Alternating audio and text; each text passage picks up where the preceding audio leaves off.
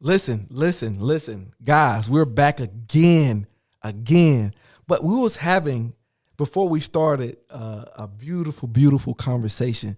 Miss Diamond, our guest. How you doing today? I'm well. How are We're you? going to introduce you right, but yeah, it's good. I want to get into the conversation because it's not even a part of our topics tonight, but you asked me a question. What was that question?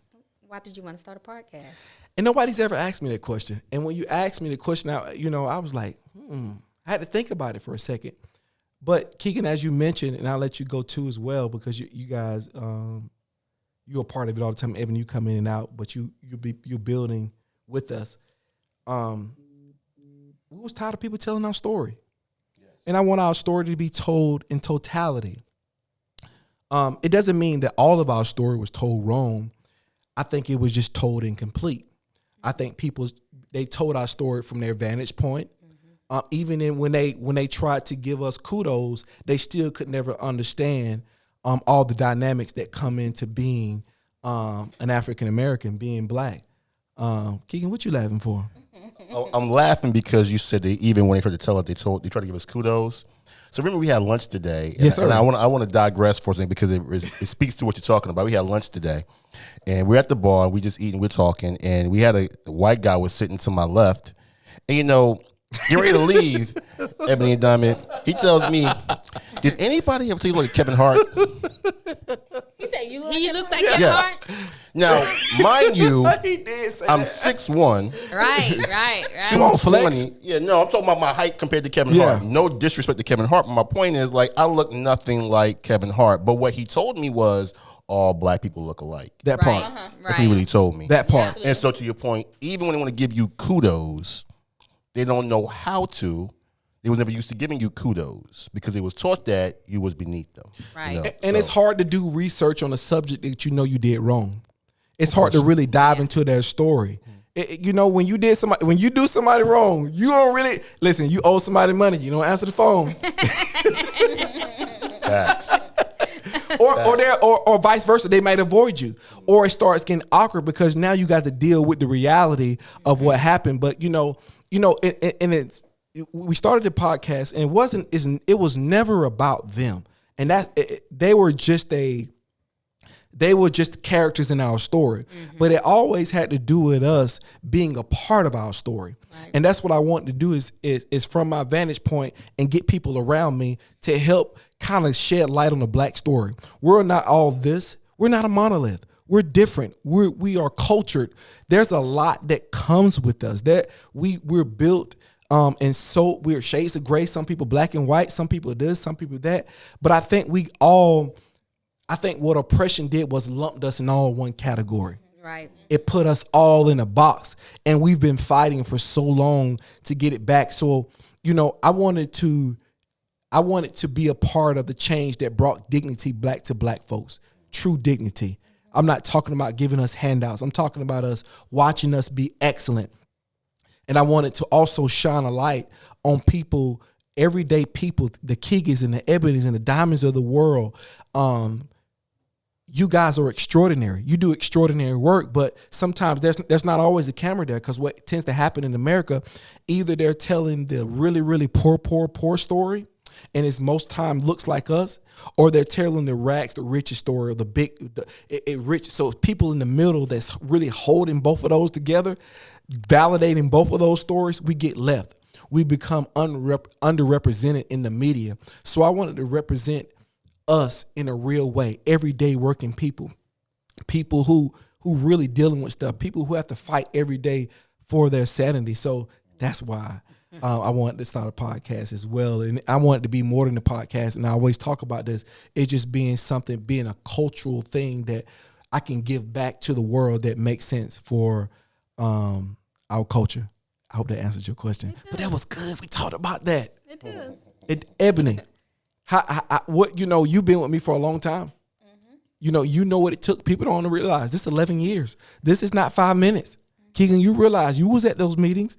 This wasn't haphazard. This didn't just stumble upon us, Ebony. Going through that process, Ebony, and watching just this whole thing develop. From a vantage point, because you weren't on at the beginning, but what has been your experience with the Deepsurface? I think the Deepsurface is a very fitting name because it took a lot of deep diving for you to get here. I think both personally and I'll say professionally because we consider this professional. Absolutely. I remember when you had a Amazon microphone, your iPad. I did. Yes. This is real. Yeah, Real sitting talk. at your kitchen table. And we would talk and ramble on about whatever forever. Nobody heard it. No, it was not a soul. No, nobody else heard it outside of you and I. But again, it's just the seed planting. You know, people always see the rose bush or they always see the oak tree, but nobody wants to appreciate the seed. That's And good. so I think that you at the table was a part of the seed planting. And God had to take you through some things to water you so that now, for this moment, for this time, Absolutely. you'll be prepared. And who knew that when you're preparing back then, all the twists and turns our society has been through in such a short period of time. Come on. It had to be this moment. It did. So you had to That's good. arrive to it when you arrived to it. Otherwise, it would not have made sense. And I think voices that bring clarity, voices, and not even my voice. And that's the good thing about this. It's not just my voice. God gave me a vision, and there's men like Keegan, Jay, Tap. There's so many different guys, so many different people, Diamond, Ebony, that gives perspectives on this platform that bring dignity back to our culture. And I agree with everything you said, Ebony. It's been a journey, but Keegan, you know, you've been sitting at the table and you don't like the camera. You ain't. This this wasn't you. You know, and we talk a lot, and man, it's beautiful to see you blossom. You know what I mean, and become the man. I can see the growth. I can see how you're operating now. We always talk, man. It's one thing. Sometimes gifts they come in uncommon places. Right. Sometimes you're not looking for the gift that God is wanting to give you. Sometimes it's it's right on your nose, but you're just not even looking that way. Keegan, what has been your experience, man, here? Just being able to talk to the people, being able to be a voice for our people. It's surprisingly comfortable. Come I on. can be honest. When you first wanted to interview me, I was like, I don't know about this. You was a little hesitated a little bit. Talk about me and my past and my dirty laundry. I don't know about that, bro. But I would say surprisingly comfortable because I think I started to realize that even with the camera on me and on us, the microphone in front of my mouth, it's not about me. It's about the person on the side of that camera. And if I can actually divulge info to that person to enrich their lives, we won. That's all it became about. It ain't about me. It ain't about you, not about Ebony, not about them, but the person on the side of that camera who's going to view it, take the information. It's about me. I'm just kidding. I'll say anything. With that hotline green pressure, though, right? But when they take and they can divulge some information from it and then use it to enrich their lives and better their particular community as well and their families and their homes, we win. We win. Simple as that. We win. Like I said, I got tired of somebody else telling my story. Plain and simple. And that's Diamond. And people telling our story, and I talked about it being incomplete. But something we don't tend to see incomplete as a bad thing sometimes. But when you tell an incomplete story, you get a different reaction, or you get outcomes you never planned for because you didn't put the whole plan together. You didn't put the whole thing together. You put us in these neighborhoods and you called us animals and you did this, but you didn't realize the adverse effect the hate you give always comes back. Right.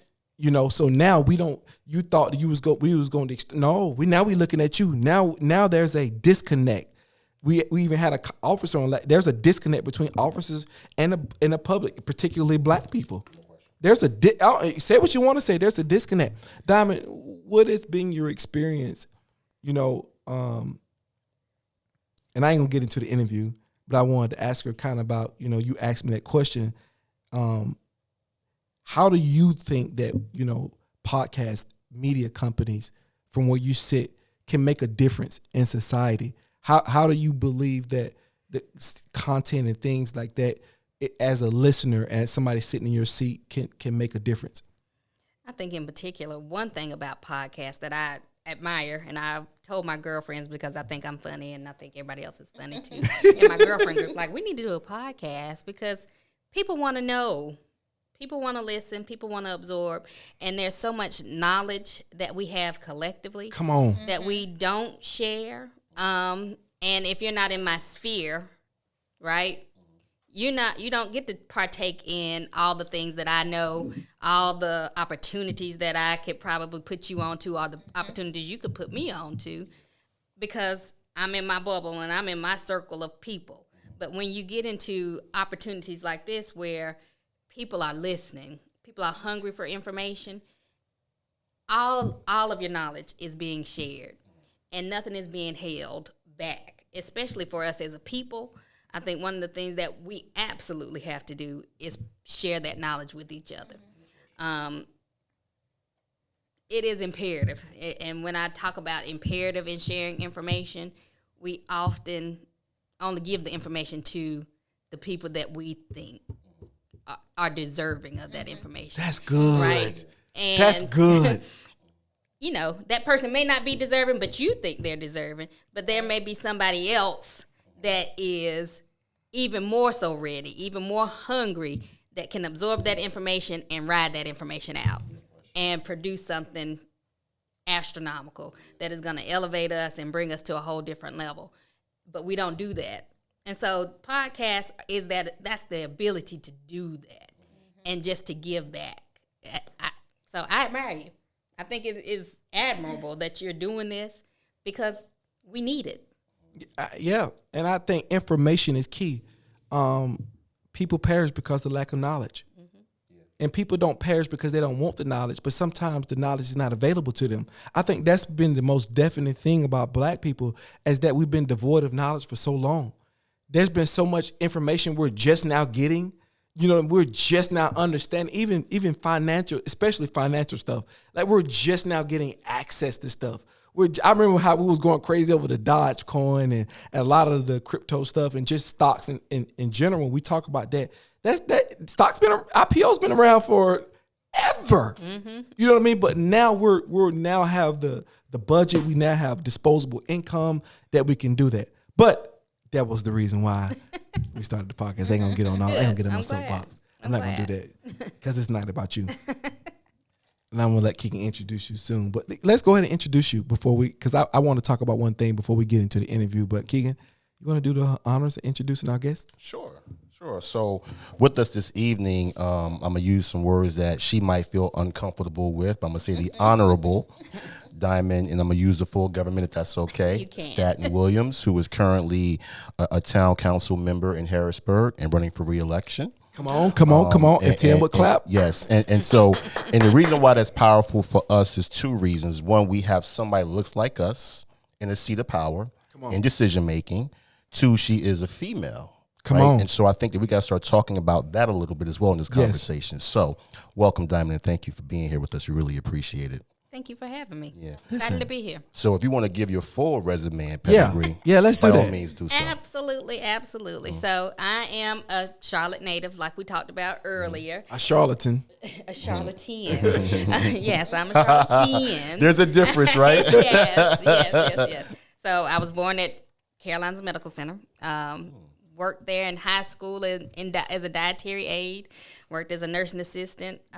Went to school at UNCG, but before that, Hawthorne, Garinger. Okay. UNCG. A Garinger product. Absolutely. Okay. Very proud. G-Dog for life. Yeah. So, my life has not been a easy life. Grew up in a lot of poverty. My mom had me when she was 17 and has significant mental health conditions. So, mostly raised by my grandmother. Okay. And Boulevard Homes, and then North Charlotte, and then off of Hickory Grove, when she was finally able to purchase a home in her 50s. So when you talk about generations not being able to progress, it took her from being born in Anson County, got married at 17, started having kids at 17, did not own a home until she was 50 years old, right, to be able to get to a certain point.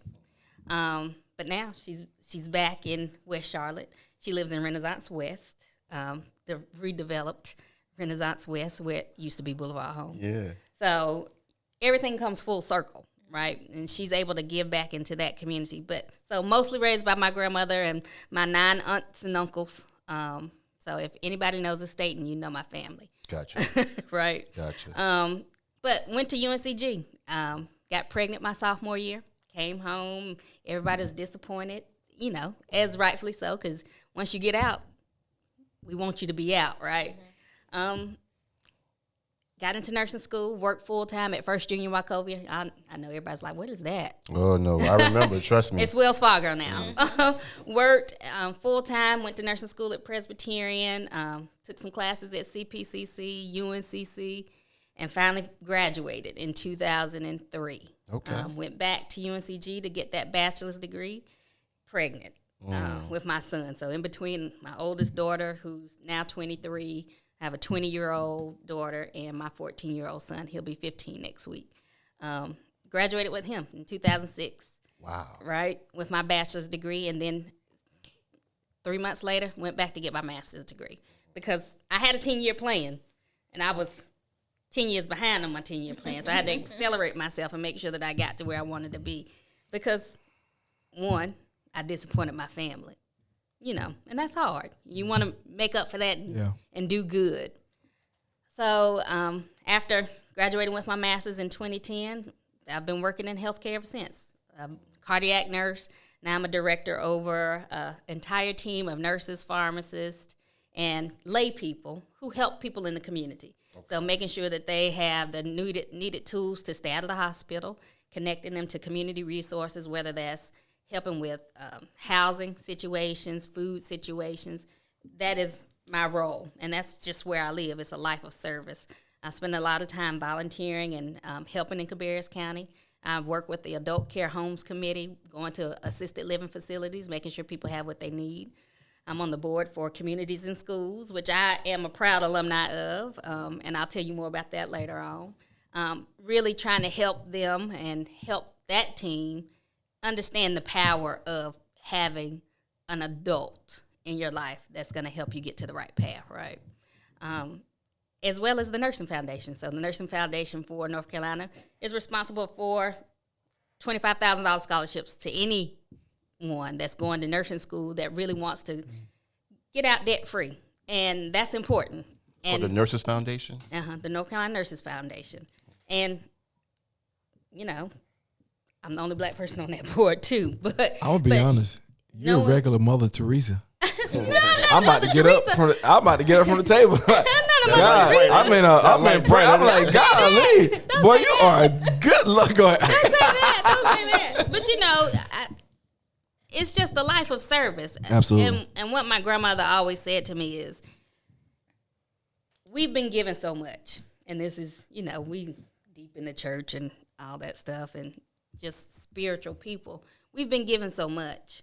We may not have much, but we have what we need, and we need to be able to give back to other people that need. And that's important to me. If I hadn't had those life lessons, I've had a gamut of stuff to happen in my life. Teenage mother who has mental health condition, getting pregnant at a young age, If I haven't had those experiences, I wouldn't be able to relate and help other people behind me. Come on. Get to where they need to be. It builds the empathy. Right. Yeah. You have to be able to understand and help propel people and mentor people and sponsor people. So mentoring and sponsoring is two different things. Yes, ma'am. Because you want people to do Break that down for people. So mentoring, yes, I can provide you knowledge and give you tools to help you do better. But when you sponsor someone, you're saying to someone when that person's not even in the room, yes, this is the person that you need for this. This is the person that needs to be at that table. That's good. I don't have to be at the table. And I just did that for somebody too. And shoot, the job that she got is way better than the job I have. Mother Teresa, like I was saying. I should have kept that for myself. But that was not for me. That's good. And I have to know what's for me. And I have to know that, sometimes it's good to step out of the way. And plus, now I know somebody that works there, and I can be like, hey, Amen. Can you help me? Amen. if I need help. That's how it works. And it's all of the network and all the tools that all of my white friends got in elementary school, middle school. I didn't get all of that until I'm well into my 30s and 40s. So we have to absolutely teach our kids that now so they can be able to do that. But that's where I am. That's a little backstory on me. Gotcha. That was a hell of a backstory. I know, right? That's full throated right there. But you know what? And it just go to what I was want to talk about. Just that's resilient. Yeah. Like that's absolute. I don't see it as like to keep going after all of the, your family disappointed, that pressure, you getting pregnant, having kids, that pressure, and you keep going. But that speaks to women. Yes. Yeah. That speaks to the spirit, Ebony, of a woman. You guys deal with so much, and kind of what we're talking about tonight. You deal with all of that, and the two ladies in the room, you guys are in leadership, and female in leadership, for the longest time in America has been an oxymoron. In fact, to a lot of men, it still is. Mm-hmm. It don't go together. No. You know what I mean? It is. We in a patriarchal. Misogynistic, beat my chest society. I'm not gonna say that I'm not a part of it. I'm not gonna pretend like I'm just the Tyler Perry. Nah, I got Negro in me. I'll be honest with you. Yeah, I got that in me. I'm not gonna listen. I do. I'm not lying. I don't. I was taught inadvertently how to be misogynistic and the most important figure in the room. Even with my lady, again, when you, and even getting married, you get a false expectation of what it is because you have these notions of, listen, y'all women ain't the same. Y'all not, these days up, them days over with. My granddaddy lived, them not the same days. Nah. It's truly different. It is truly different. Them days are done. Mm-hmm. But it's you guys are both in leadership. And, you have men that work for you. You have men that you lead, men that are, that report to you. And, I don't even have, I know it's a struggle sometimes.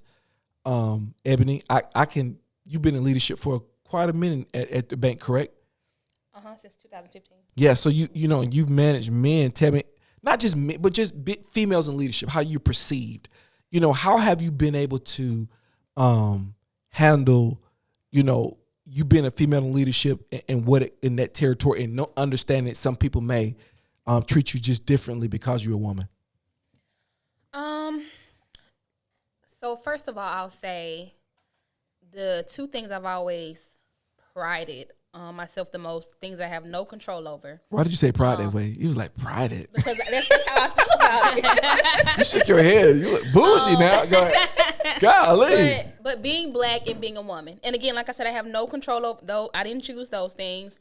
But it's two things that in society, when people see you, those are the first things they see. They see that you're black. They see that you're a woman. And there's just an assumption that you're inferior, that you aren't as smart, that you'll be less articulate. You won't be able to figure things out as fast. It's just a societal thought for both aspects. And so I've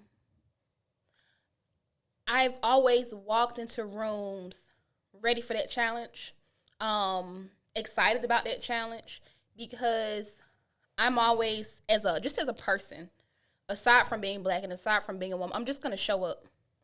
I'm going to always be my best self. I'm going to work the hardest. And my goal is always to be the best. And so by the time I leave a room, you're not thinking about the fact that I'm black. You're not thinking about the fact that I'm a woman. You're just thinking about the fact of how hard I worked and the asset that I am to the room that I'm in. And that has always kind of been my approach at leadership. So let me ask you a question. You can answer this question too, Diamond. Have you ever diminished your power for somebody else's weakness? I think there is a level of humility that you should have in leadership where you should diminish your power sometimes. And it's not it has nothing to do with me being a woman or being black. It's just sometimes you should. Sometimes being a good leader requires you to service the same way you're asking other people to service. So I absolutely have diminished my leadership, but only to help accelerate those that I lead. Because if they feel like they can't do something or they don't have the tools or the know-how, I want to show them I'm not asking you to do anything that I'm not willing to do too. You could have put. Let's do it together. You could have put that in the self-help book. You just missed out on some money. But I'm gonna go to you, Donna. But she's talking about You just lost a lot of money because that was good. Yeah. Right. But you're talking about servant leadership. Absolutely. And that's what Christ with the disciples when he washed their feet. Exactly. You know? That's what you're talking And I about. guess what I'm asking is, and I agree with, as a woman, you knowing something to right, knowing the egos in the room. Sometimes you might be the only woman in the room, and you're black too as well. Have you ever forfeited have the betterment of the organization or the group to protect yourself and just not even say nothing at all? Because sometimes you're right about something, but they won't listen. And that's happening in the workplace. Mm-hmm. There's disparities in the workplace with men and women. It just is. I'm not going to say that I'm not a part of the problem because I'm sure I'm a part of the problem. What you laughing for? Golly, you just agreeing, my guy. You start smirking. I know you in real life. I didn't even finish. Yeah. I got this. Go ahead, now. I ain't going to even say nothing, bro. Go ahead, man. Good God. It be your own people, bro. Listen, go ahead, David. I agree. You do have to have a level of humility and understanding, and you have to absolutely be able to read the audience, right? Knowing who are the power brokers in the room. Come on. Because I don't know if I'm going to need you later on. Not burning bridges. And me always having to be right, is not going to help all of us, right? So I have to put my ego aside, and I don't want to say I'm turning down my light because my light is always going to shine. Mm-hmm. Come on. You're going to feel it. However, and in the same token, I know when we work together, what is going to happen best for the people under us and the people surrounding us, and what the outcome is. I want the outcome to be great.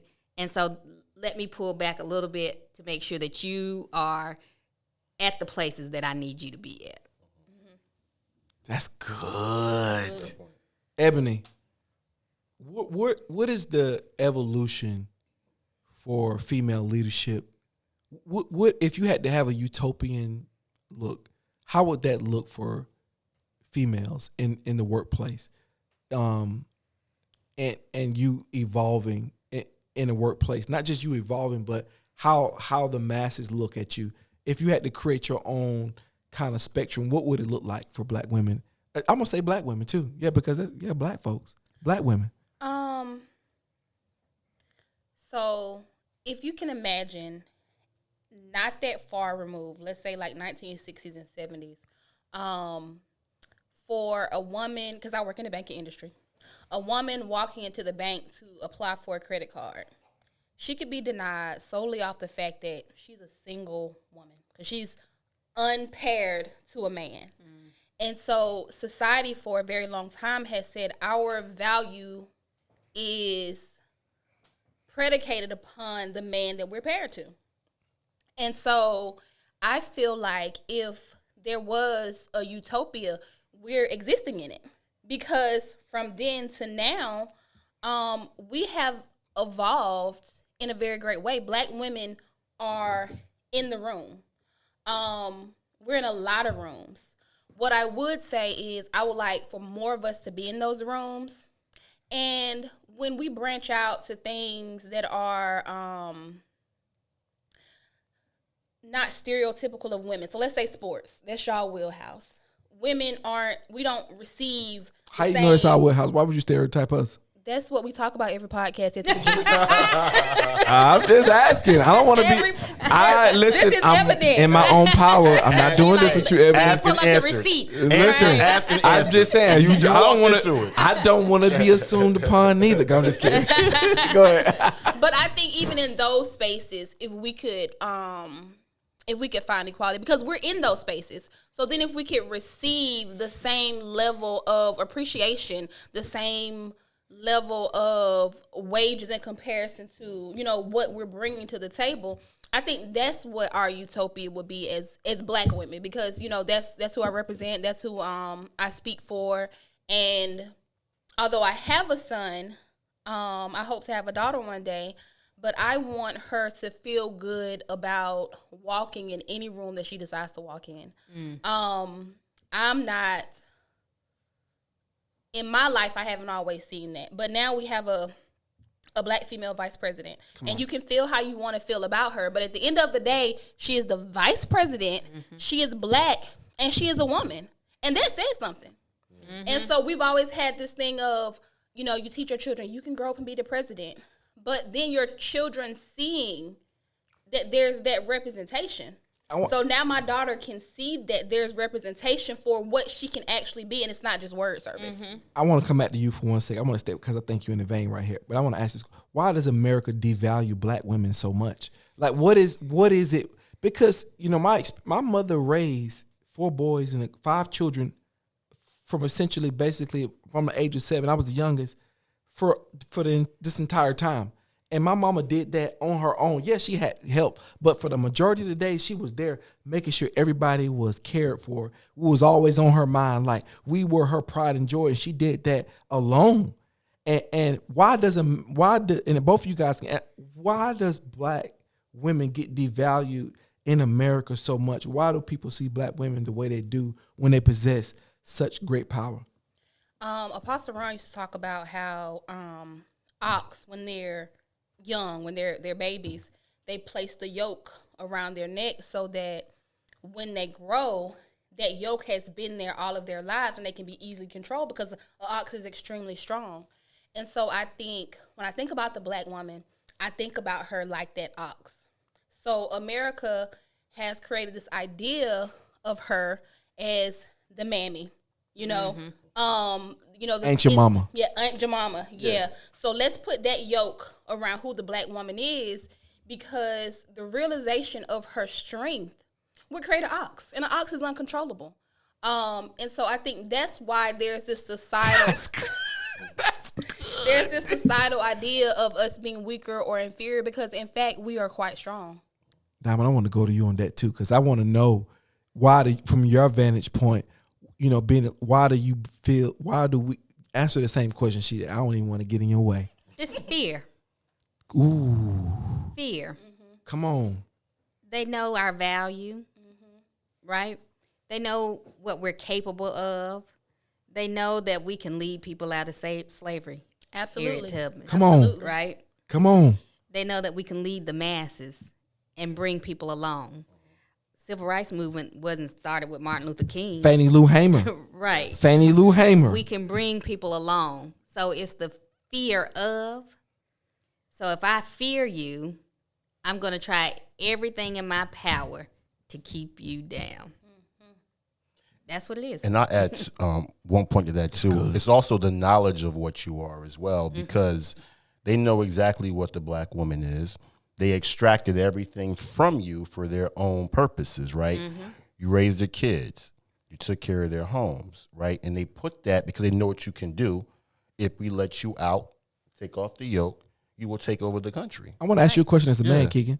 Why have Black men been so resistant to powerful Black? It's an adjustment, you know. And not just not even in just the relationship, just in how we interact, just in how we view our women. You know, I think we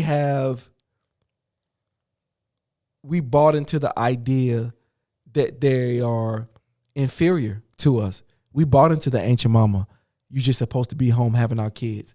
Not every man, but collectively how we've treated Black women and allowed them to be exposed to things that men should have been in the way of blocking. You know what I mean? And you can say there's a lot of backstory for the man too, but we're just talking about Black women right now. Keegan, why have men been resistant to and you guys can answer that question too, because you know, why do you think guys have been resistant? And Keegan, you can ask from a man's perspective, why do you think men have been resistant to the evolution of the black woman in America? So I think, first and foremost, that it's an immature man that does that. The mature man understands the power in the partnership. Come on. So we're going to talk about who that actually resides with, and it's the immature man. I believe that's the reason why is because he's been stripped of his power from slavery. So the only place he can exercise power and authority is in his own household. That's good. With his woman and his kids. So I'm gonna smack her around. I'm gonna scare my kids. I'm gonna actually lead out of fear, not out of my power I'm given from God.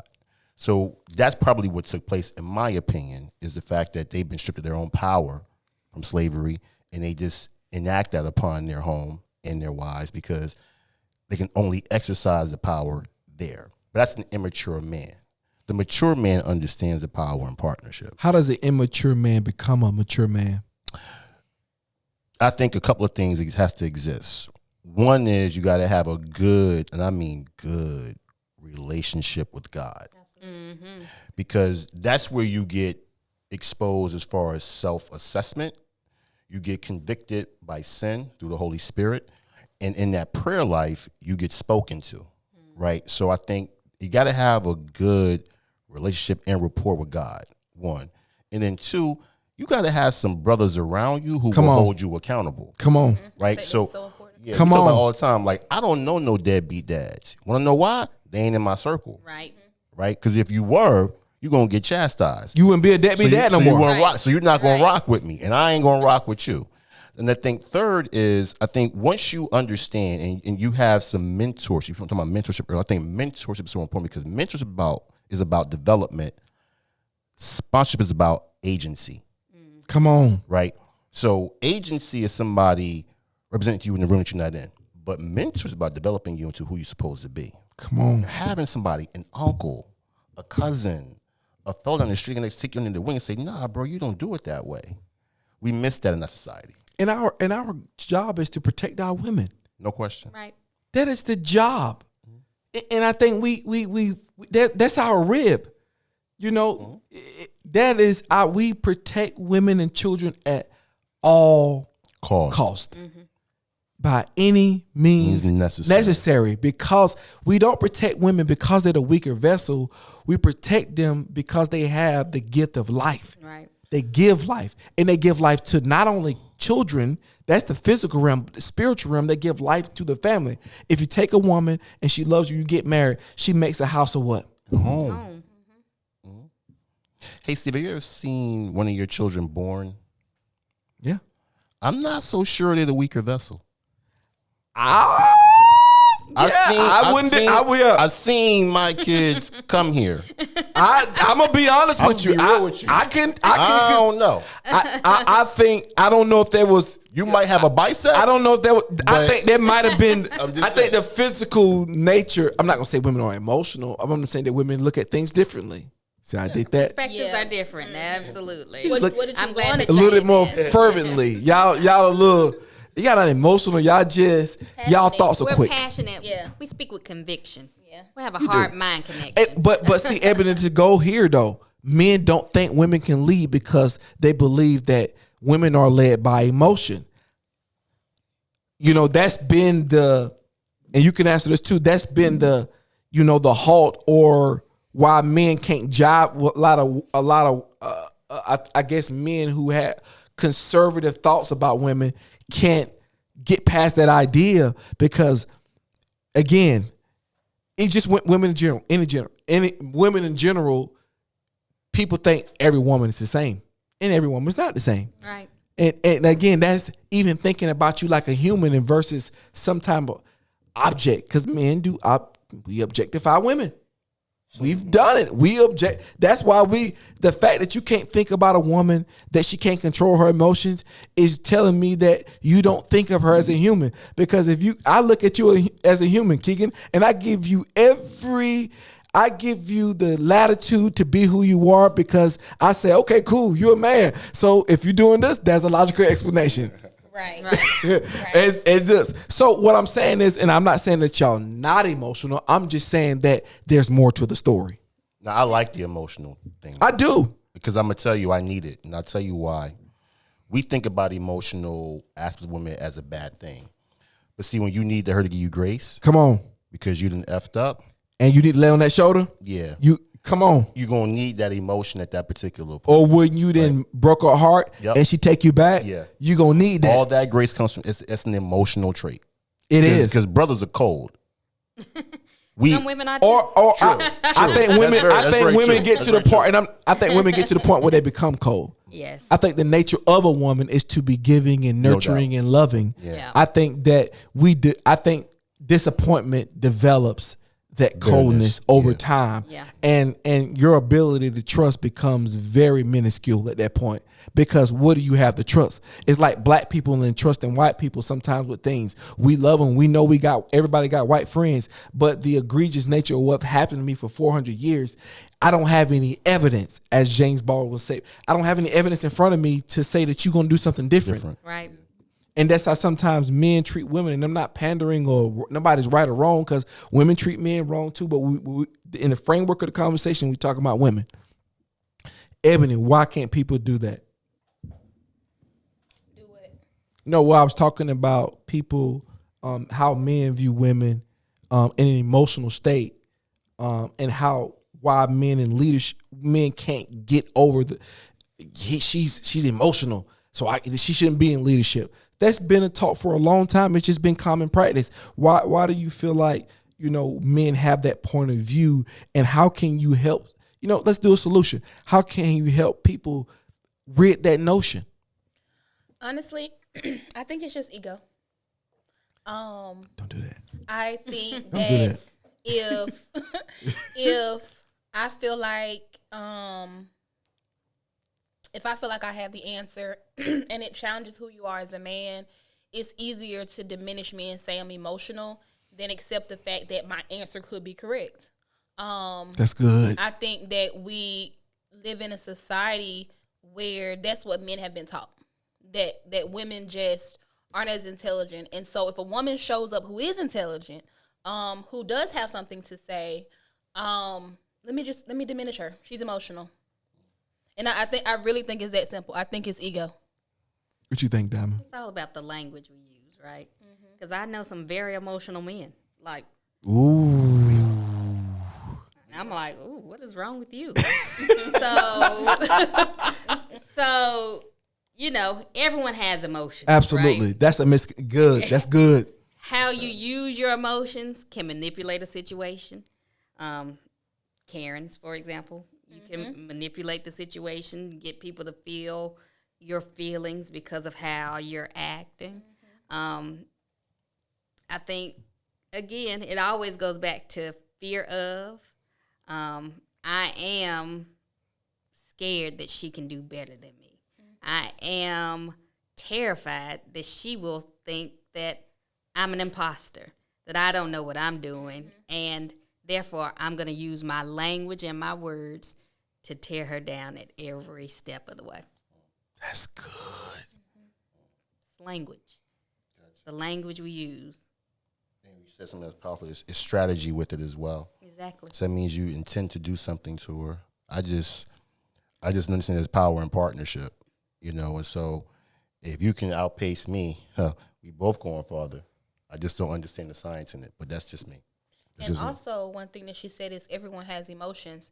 And so if you really think about it, is it that men are so logical that they don't emote, or is it more so society has taught you that's not what you're supposed to do? Exactly. And so now you don't express those emotions because it's not considered manly. That's good. I would argue that we just have different types of ways we put it out. So pride is an emotion, right?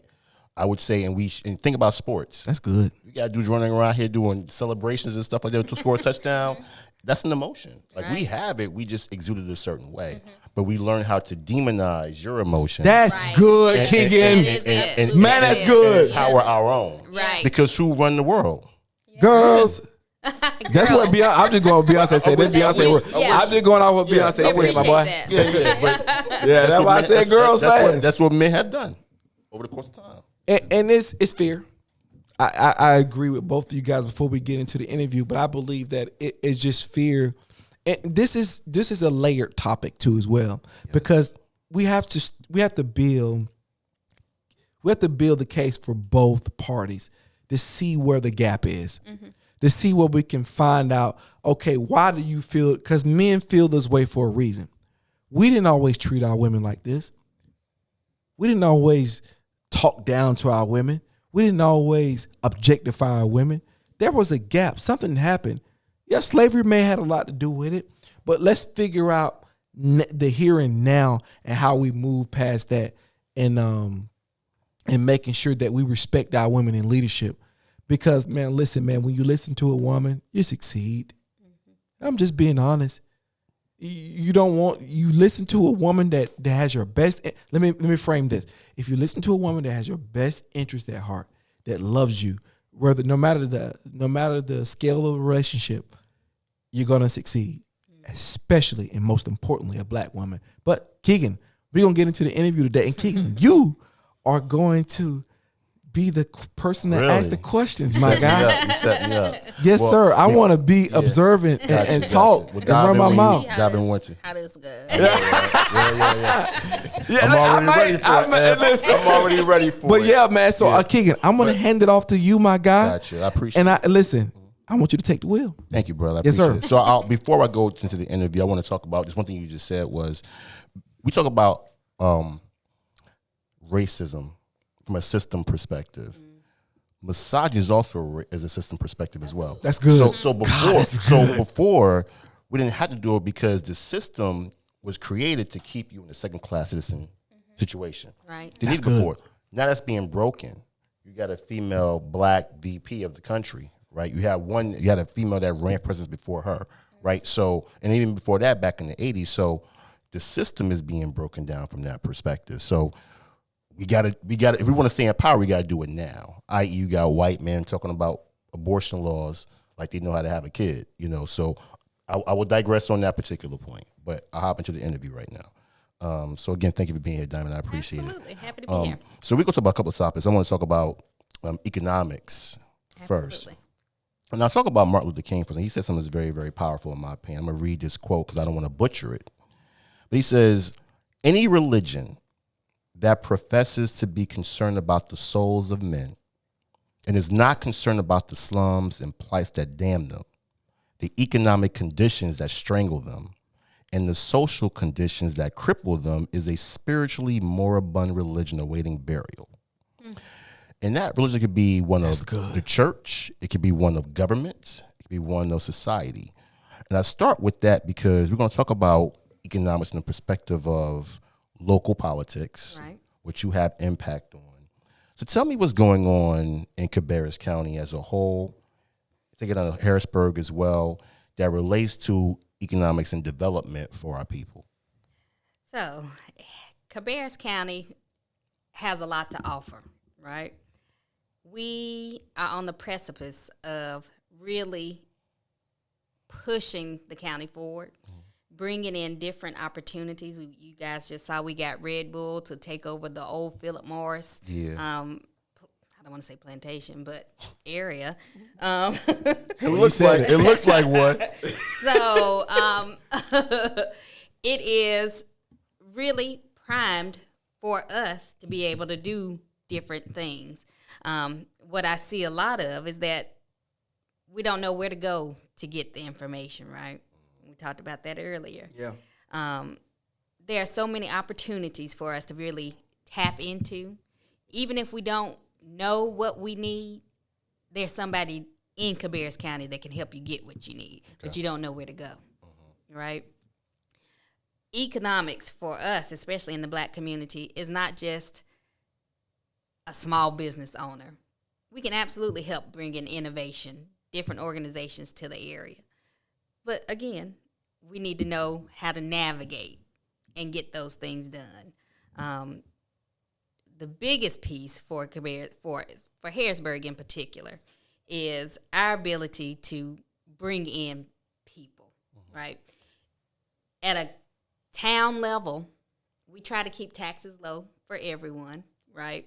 So that they can feel my home values are great, the schools are great, I'm not paying too much. But in order to keep those taxes low, I need to bring in different innovation, different organizations who can help prop us up so that those things can remain the same for the people that value that, right? And to me, I'm paying the same taxes. It doesn't matter to me if my taxes go up a little bit, as long as the services that are being provided are helping the people that it needs to help. Comparable. That's good. Right? But again, everybody's not like me. So in order for us to do better in that aspect, we have to reach outside of the community. We have to partner with different organizations and different people to bring in that business. So Red Bull coming is always a plus. For us in Harrisburg, we're getting a train station in 2 years. That train station is going to be a fast rail where you can go from Charlotte to Raleigh to New York. Wow. Right, exactly. So thinking about, okay, so when this person gets off this train in Harrisburg, and if you've ever been to Harrisburg, what is the first thing that you see? A gas station, right? That's a fact. Right. Yep. Now it's Popeye's chicken coming out of Charlotte. but Yeah, right. yeah. That's what you see. On the Don't make right-hand the side. thing got that new hot sauce. They're on the right hand side. So you don't see anything that, okay, I'm going to stop here and spend my money. I'm just going, let me get my Uber and let me get out of here. That's economics. You got to keep your money in the places that it needs to be able to help support the surrounding community. Cabarrus County, again, with Red Bull, has been able to do that. And that's really bringing in organizations that are going to pay people not just a minimum wage, but a livable wage. And the living wage now is not even $15. So you can't even get a home or apartment for less than $1,200. And I don't know anybody who's going to be able to afford that, right? We're going to talk about that, too. Exactly. So having the forethought to think, okay, if I'm reaching out to this organization, Robin Hood is coming to Charlotte. Come on. Okay, if they're coming to Charlotte, how much are you going to pay the cleaning people? Because I know you're going to pay the people in the big rooms, big bucks. How much are you going to pay the people that have to clean this building for you? And you can't say $8. You can't say $15. You need to be paying these people at least $20 because X, Y, and Z. They got to live in there. They have got to live where they work. You need to be able to live where you work, right? You need to be able to afford to eat, food insecurity. Yep. You need transportation to get to work. So Cabarrus County, we don't have a mass transit. So that's another issue. But thinking about all those things that compound, all of those things affect our economics. So if a organization like Amazon is looking to come to Cabarrus County, they're going to ask, do you have a school system that's going to be able to support people to work for me? Yep. What programs do you have in your schools, right? If you don't have a program that is a STEM program, right, to be able to help Amazon with the logistics, what are you doing? If you don't have mass transit, the bus system is only in Concord, and it ends at 7 o'clock at night, right? What are we doing? You slowing down the economics of your area because you've been unwilling to really stretch and expand yourself to be able to provide the services that the community needs for organizations to come and prop you up. That's economics for Gotcha. Cabarrus County. And so for the people that's viewing this, I want to make sure people understand that Harrisburg is a township, and it's an extension of Charlotte in the North Charlotte North Charlotte. So I want people to understand where it's located at and what it really is, because I have some vision about where it could be going, but you only because you had a question though. No, not a question. I was just saying that just Harrisburg is her experience, but local politics. Yeah, we're gonna get to that. Yeah, I don't want to get, but yeah. I was just because I was like, wow, I didn't even know all of that went on. Yeah. The way you explained it, so I'm just excited about the fact that there's so many layers, and I got a better understanding. But we'll get into local politics. No Go question. ahead. Yeah. And so, do you foresee Harrisburg becoming the next Matthews, or surpassing where Matthews is at right now? So currently, Harrisburg, the population of Harrisburg is 20,000. The demographics, 55% white, 19% African American, and the rest are Southeast Asian, right? So our community dynamics are changing. We're very multicultural. very diverse backgrounds. I mean, we have to be able to absorb that and embrace it. We are the bridge to Charlotte. We're the bridge to NASCAR. I mean, I can literally go 5 miles and be at NASCAR from my neighborhood, and to Concord. Concord is really in my backyard, so everything is close to us. Everything is converging in this area. We can't afford not to grow, because when you don't grow, I don't know if anybody's been to Eastern North Carolina and some of those small towns going to the beach, those back ways. If you don't really invest in your town and invest in the youth, because you need those youth to come back to your town to support your tax base, to keep things moving, you're going to be like Eastern North Carolina in a lot of aspects, where there's nothing in the downtown area. The only thing that you have is a Walmart that's 20 miles away in another town. And there's nothing there but your house and one stoplight, right? You have a dying town because you haven't invested in the people. You haven't invested in the infrastructure to bring in different organizations, businesses that can help support your tax base and keep things moving for your town. You choke yourself, right? And who wants to strangle growth? That's good. It's kind of funny because when I first moved to Charlotte, I ended up in Harrisburg accidentally. It wasn't on purpose. But when I got to Harrisburg, I felt it felt like home. We're from Greenwood, a small town. We have 2 high schools, 2 Walmarts, so we're just really, really small. And I was like, oh, this is like the car wash at home. And like everything felt really homey. I was like, I like this part of Charlotte because it was kind of, you don't know, you're not in Charlotte. Right. It was kind of country, I'll say, for lack of a better word. But from that time to now, when I go to Harrisburg, in less than 2 years, so much has grown. It used to just be Publix. Now it's Publix and all that stuff surrounding it. And so, although I had no clue of all the layers that you're speaking of, just that level of growth in that amount of time speaks to the job well done that's happening in Harrisburg. Yep. So it's very commendable. Well, thank you. I think some of our residents don't like that. They want to keep it small because it's an othering of people. Absolutely. That truly happens when you're not homogenous anymore. Yeah. What that mean? When you're not the same. I don't look the same. Okay. You're not the I don't mean to same. sound stupid. When it's not just for white people. Okay. Right. All right. Right. That's a good word though. Go ahead. Homogenous. I like that. Homogenous. I'm gonna say that. Yes, I try to use that more often than I. When it's Tim, not, you're homogenous. You got to use it right. yeah, you gotta use it right. How do you use homogenous? Yeah. How do you use homogenous? Say it in a sentence. First you need more than one thing, right? First things first. Yo, I feel like I'm gonna say homogenous the rest of the night. Okay. I'm like, hey, you're homogenous. You're Say homogenous. it to your kids. Right. They're not going to know no Right. better. Right. They're gonna be like, No question. Hey, bring your homogenous ass over here. But homogenous is the word for the day. Go. I'm yeah. sorry. But when you're not silly. homogenous anymore, it is fear Yeah. that ensues. And oh no, we can't have this because why? Right? Please tell me the real reason, because it's not that this house is not going to cost less than your house when it's in your backyard.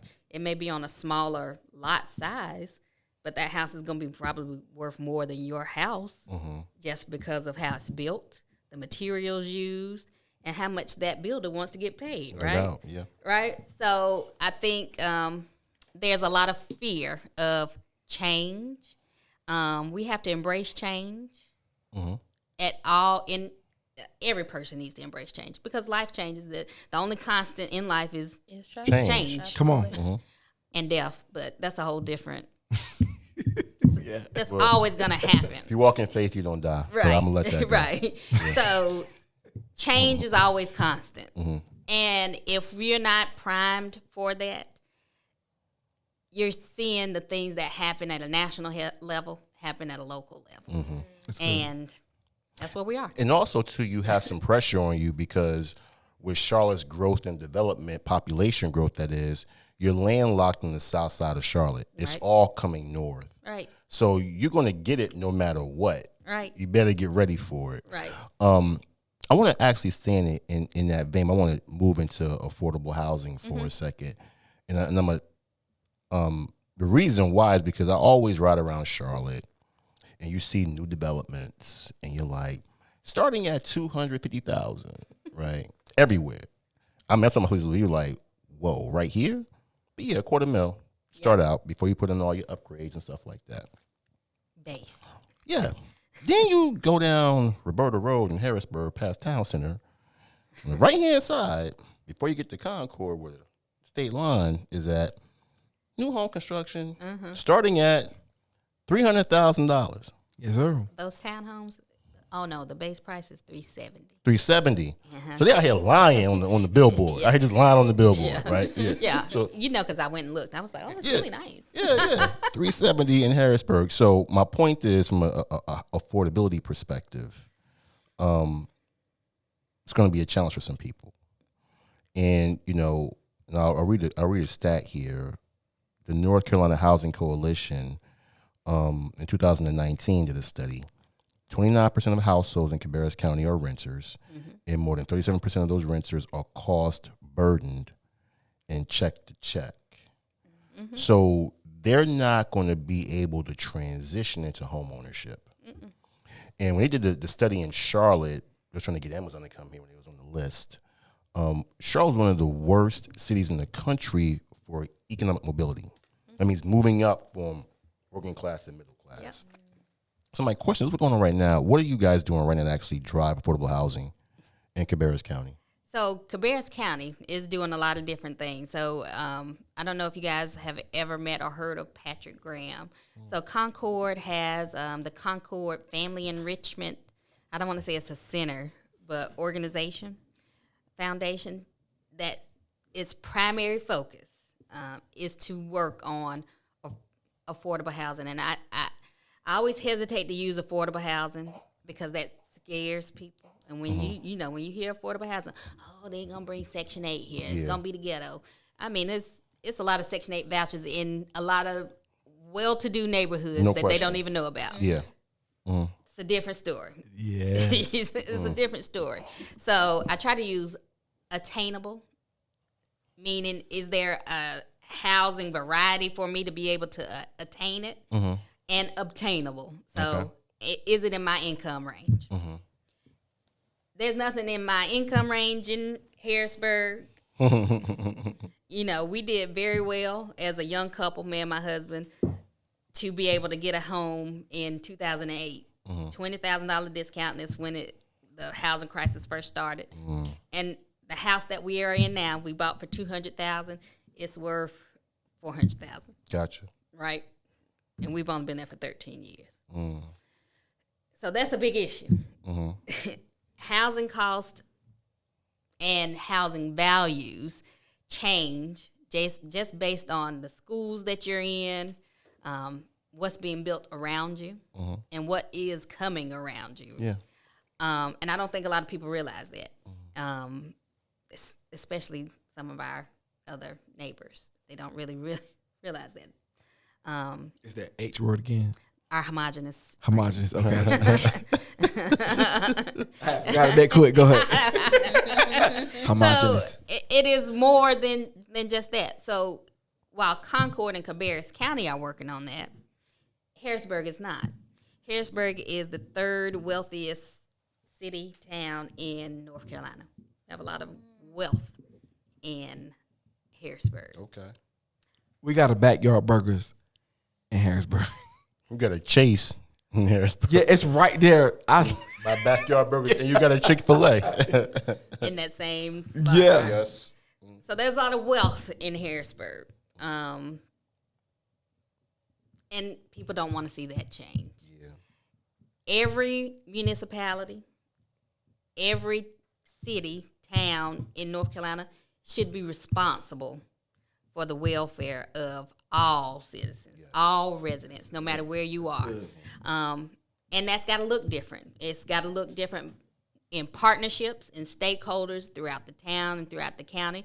Because if I can't find a worker, right, who can afford to live in my community, am I, as a business owner, small business owner, organization, going to be able to survive?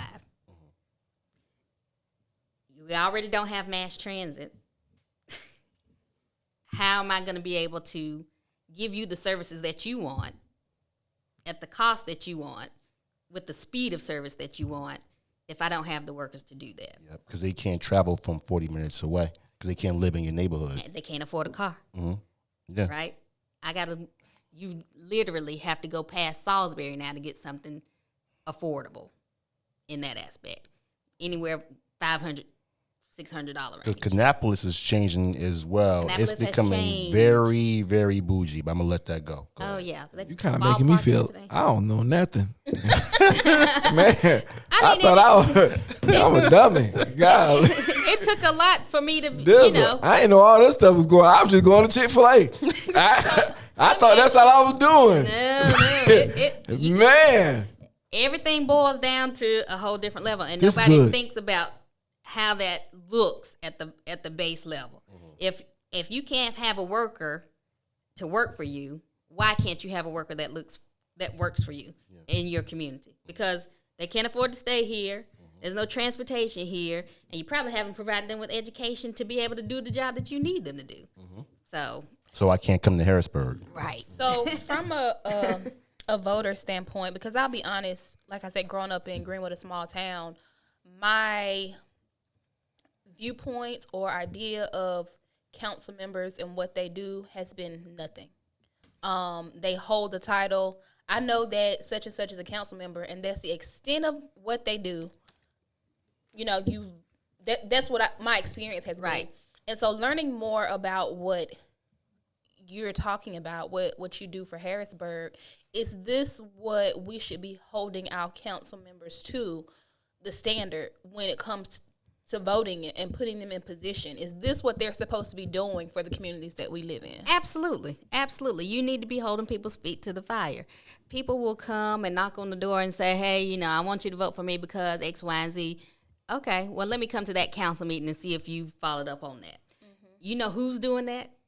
Our cousins. Yep. And they do it very well. Yep. So if they don't want something, and I can tell you multiple examples, if they don't want it, they showing up and they bringing the cavalry with them. Yes, they are.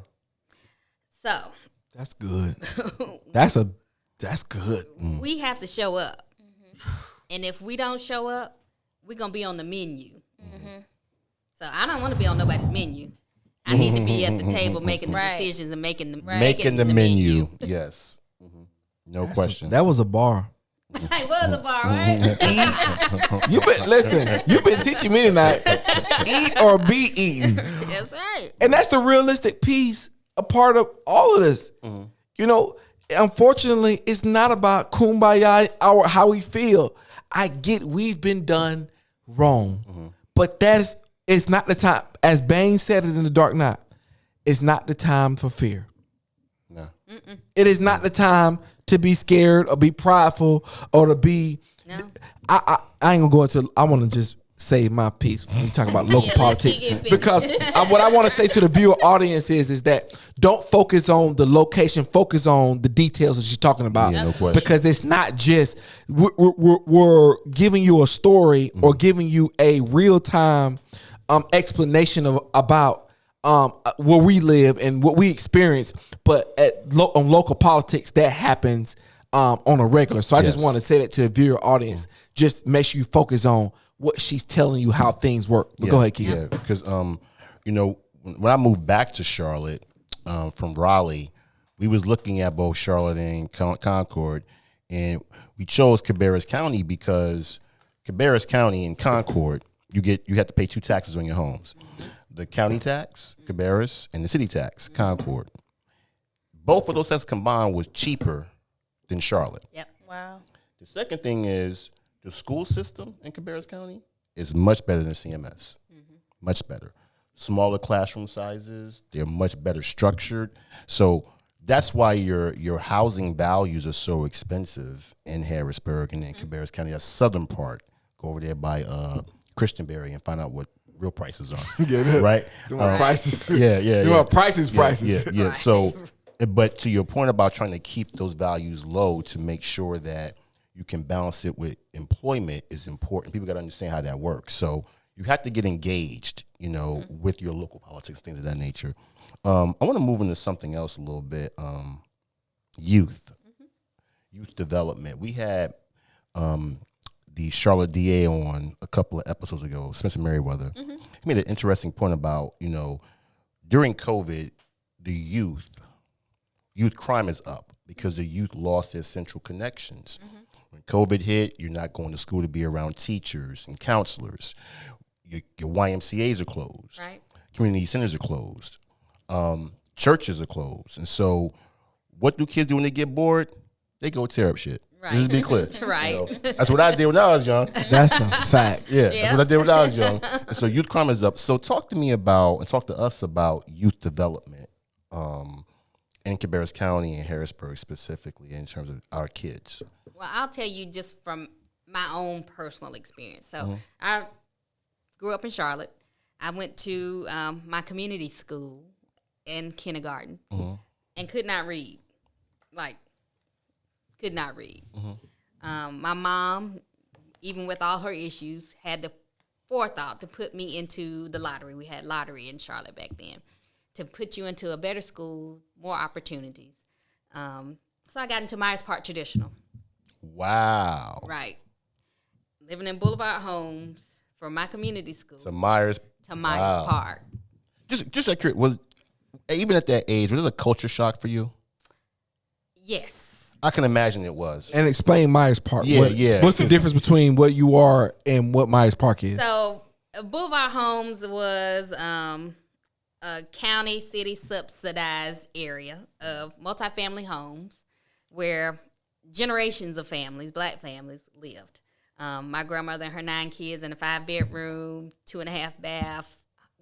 2.5 bath townhouse, so to speak, and multiple families in the same scenario in the same area. Myers Park, even then, I knew those homes were $1 million homes. 2 people in that house, kids that could walk across the street to go to school. So we're getting bussed into this school system, to the school, and it's different. It's lily white. And there were... Homogenous. It was homogenous. Got it right. I got it. Listen, I'm just being honest. Goat me. You got it. Goat me. Go ahead. I'm not going to be homogenous, but go ahead. So coming into that, it was, even at 5-6 years old, you're like, oh, that's different. But however, the best parts about going to Myers Park, especially in the first grade, and I couldn't read, remember that. My first grade report card with my first black teacher, Miss Sims Moore, D's and F's. Wow. And she kept me, talked to my mom, talked to my grandma, kept me after school. By the end of first grade, straight A's. Because What was her name again? Sims Moore. Big ups to Mrs. Sims Moore. Yes. Because she invested in you. Big as Mrs. Sims Moore. It's the investment. Yeah. And this is why I talk about adults investing. Yeah, because in you'd have kids. been like the people on Set It Off. I would have set it off too. I would have set it You've off. been robbing for a Right, living. right. Can't read either, man. Right. That I got you. Where that bank at? Where that bank at? Hey. Jack girl. I'm just playing. Go ahead. It is one, it's one adult that has changed a lot of lives for some people, right? Absolutely. So having that investment and being in communities and schools for me helped get me on the right path.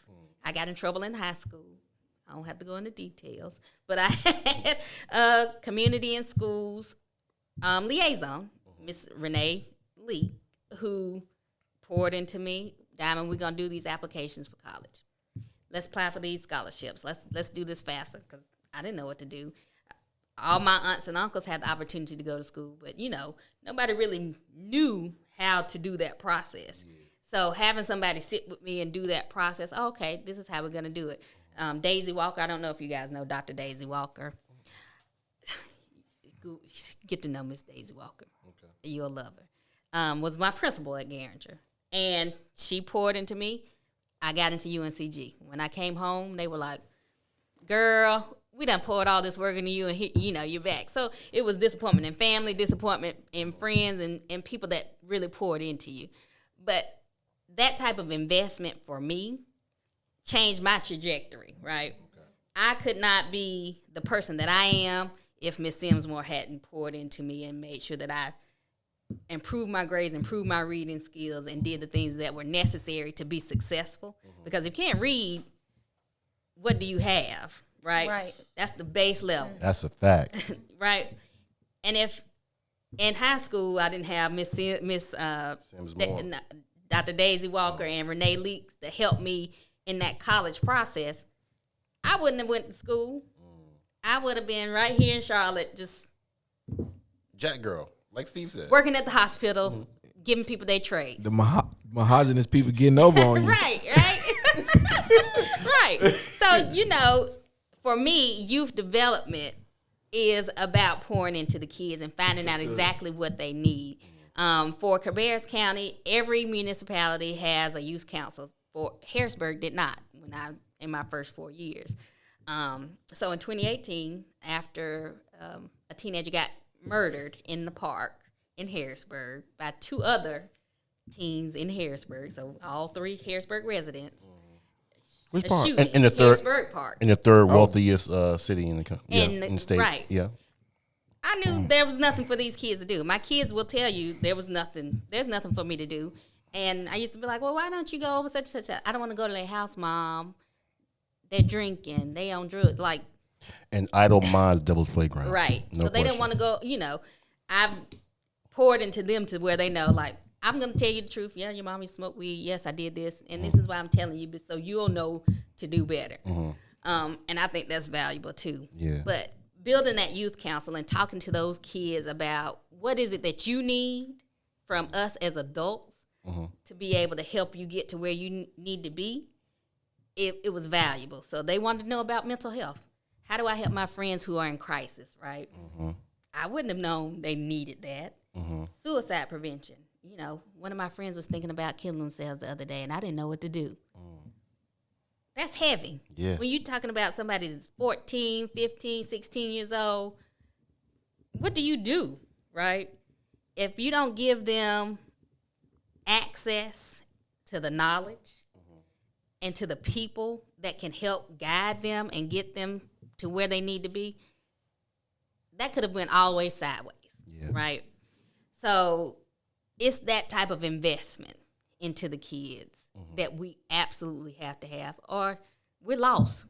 That's a lost generation. And I'll connect two dots between youth and affordable housing because, when you think about, and I don't even want to get into my story, when you think about your situation, you had to get bused to what we will call a better school because you could not afford to live in that particular area. Right. This is where economics meets education, right? And so I'm coming back to affordable housing because I want to talk about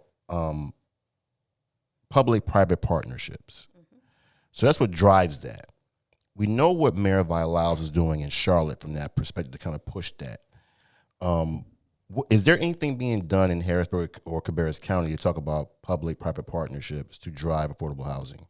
So Patrick Graham with Concord, the Concord Family Enrichment, I think that's correct. That is his primary role, is to work on partnerships with different organizations to be able to do that. I have a friend and a fellow board member for the Black Political Caucus of Cabarrus County, LaSherie Rogers, who is the executive director for Upper Room. I think that's the name of her organization. And she just got approved to build a duplex, affordable housing duplex on her land. Wow. No question about that. She got approved. Is she going to be subsidized by local or state funding? State funding, not local.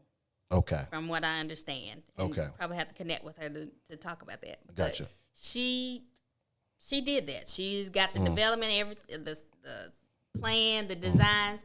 They're breaking ground soon. Gotcha. To build this. And her organization already helps support and tutors young adults in the community. Man. So when I talk about the GOAT, she's the GOAT. I'm like, dang, I want to be like you. Yeah, when I grow up. You know, No but question. I can't afford to buy land. I hear you. But these are the people that we need to be around. And if I didn't have that knowledge or have her in my sphere, I would have never known that was happening. No question. And then we want to talk about, I think, the dynamic of local versus federal politics and education around that, Steve, because I think we get so caught up in the pageantry of general elections. Absolutely. The president's going to do X, Y, and Z to impact your life. And the reality is he's not or she's not. right? The biggest impact to a person's livelihood is directly in front of us. Town councils, county commissioners, because they're making decisions every day. You just mentioned you guys talk about tax rates for homes. So for the local homeowner, she impacts that, not Biden. Right. And so can you talk a little bit about how much more important, if you have even examples, how much more important local politics are compared to federal politics? Absolutely. So local government is your everyday life. It affects your quality of life. So if you mad about traffic, it's not Joe Biden that's going to fix your traffic. It is me, right? How can we fix the traffic? What is it that we need to do? Do we need to better optimize the traffic that we have to support our small businesses? How can we do that? Do we need to widen lanes? Do we need to contact DOT to help with the lights? What is it that we need to do? That's my role, right? If we talk about amenities in our area, okay, we need to upgrade our park, or I want to have this different activity in our park. The park nice too. I know. That Splash park pad. is unbelievable. You Man, remember what it was before? Yeah, right. Man, that park is unbelievable. Go ahead. Yeah. So that's me, right? That is anybody on town council and county commission, because we can directly impact that, make those decisions, and things can happen fairly quickly, even though it doesn't feel like it's happening quickly. Because it takes a year for a design. It takes a year to talk about the budget, to how to do that. If we're going to raise taxes or increase fees in different ways, or get a bond to be able to pay for a park. So that takes time to do it, but it will happen. Yeah. You know, and you'll see it. You'll see the direct impact. It's on the menu you're creating. It's the menu that we created. That's good. And we have a 10-year menu for Harrisburg. So I can tell you in 10 years we need to buy 10 fire trucks. I can tell you I need to hire 20 more firefighters in 2025 because of the growth of our population, the budget that we have, and looking at things holistically and strategically. Joe Biden can't do that. Amen. And this is so tangible. It just feel I'm up here absorbing like, wow, this is real. This is not pipe dream. This is every day Gardner Mill. This is how you live. And again, as I said, this can translate to many communities. This is not like you can talk about federal and local politics. This is not just, Harrisburg. Harrisburg is just an example that we're representing right now in a podcast, but this speaks to just everywhere across the nation, correct? Exactly. You can translate this to Wyoming, Yeah. Spokane, wherever you at. Be involved in that local government. Get to know those town commissioners, those city councilors, because those are the people that they live where you live, right? They can see the same things that you see, and you can lobby them at a local level to be able to get things done quickly as a community that need to happen. So that's where it is. And one thing I'll say, too, is because you're nowhere near being average, but I think that what people believe is I can't impact that because I'm just me. But what you just showed us was, by trade, you are a nurse and a nurse leader and a healthcare leader, right? That say, what I want to be a part of what I'm trying to extract resources from to lead in that regard. So tell people about, is it difficult to make that transition out of your profession, earning income, into service as a politician? Absolutely. This doesn't make any money, right? And be true. I'm going to be truthful. Yeah. this town council position, that's $500 a month. Okay. So, It's volunteering. Yeah, pretty much. and $500 yes, and we can use this money though for different things to help with scholarships. So I use a lot of my money to pay for a scholarship through my church. Okay. Or help different people in the community. Mother Teresa. Well, and then you don't. Everything doesn't have Mother to be, Diamond. Well, and then everything doesn't have to be publicized, right? Absolutely. People don't need to know where the money came from, or if, I had to GoFundMe to put up to pay for this funeral. You don't need to know where the money came from. You just need to know that people in the community care about you, right? So, and it also helps with my retirement, but that's a different story. Amen. I can buy some stocks on Robinhood. So it doesn't pay much. However, there's value in it. And the only reason I got into politics is because I was being nosy, right? Driving through Harrisburg, and I was like, why are they tearing down these cornfields? What's going on? What's going on? I need to know. Went online and started reading the council minutes, and I was like, oh, dang, who goes to these meetings? Asking my neighbors, everybody's like, girl, I don't know. I don't know who does this. And I was like, let me find out more. We need to be at the table because I didn't know this was happening. And if I had known certain decisions were happening, I would have wanted to be at the table to say, hey, let's think about this in a different way.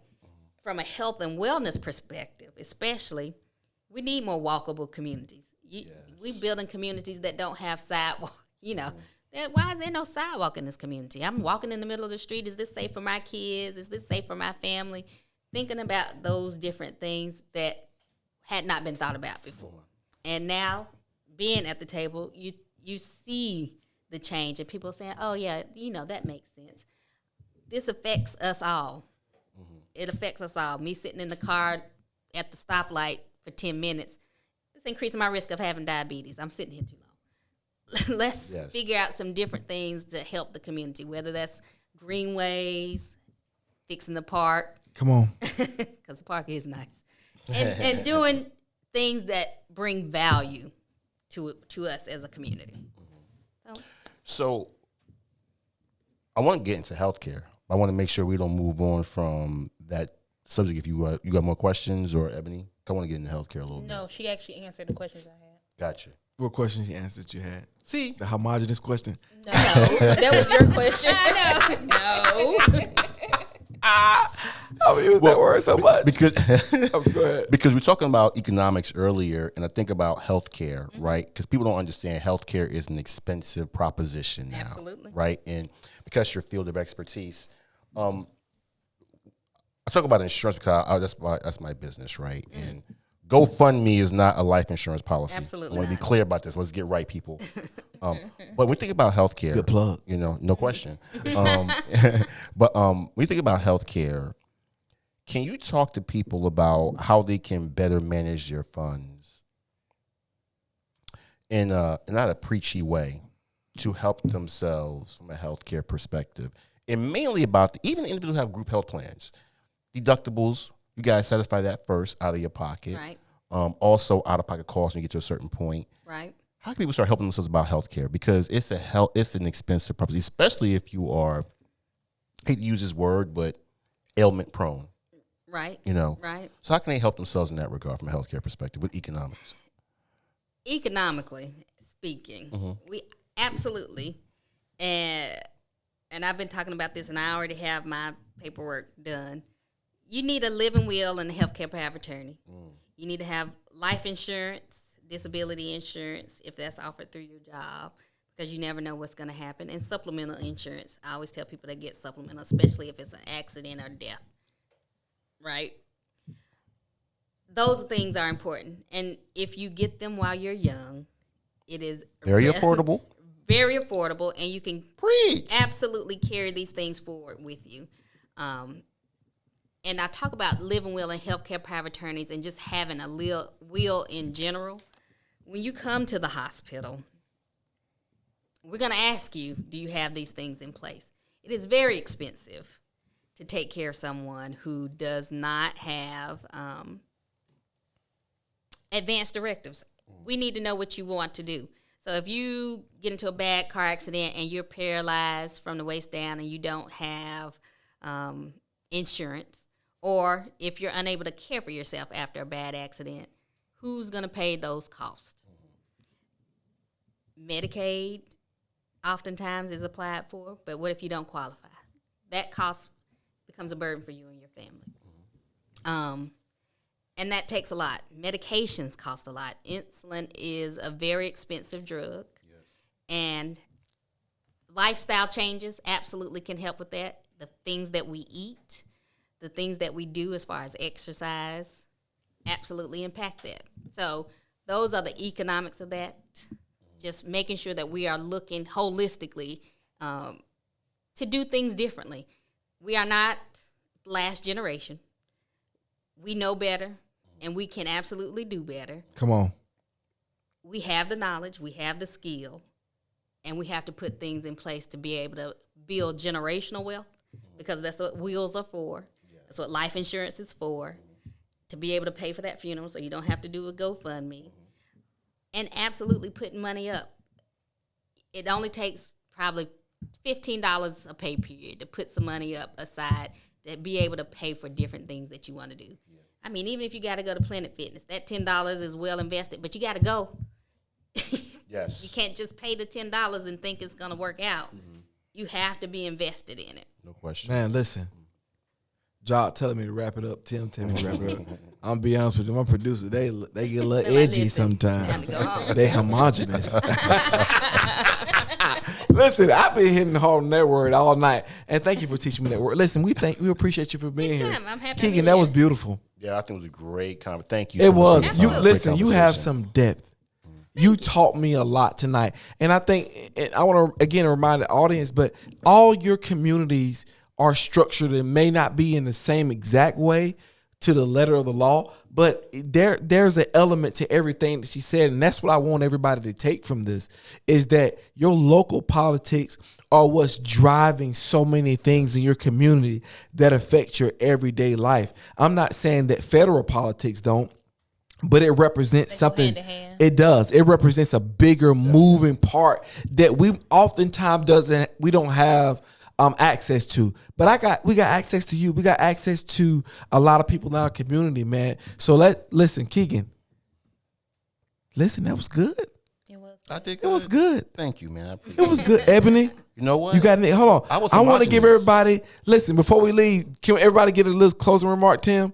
Okay, I want to, everybody to get, a closing remark before we, because this has been great. And ladies first, Ebony. I'll say that, we've had a lot of men on here who've told their stories, and they've had some great stories. And not to take away from any of them. You about to, though. When people say that. No, I do not want to. What I want to do is add. I'm just kidding. You're adding value. Go ahead. What I'll say is, you are the first woman to come on here to tell your story. Oh, wow. And it has been both a pleasure and it has been educational.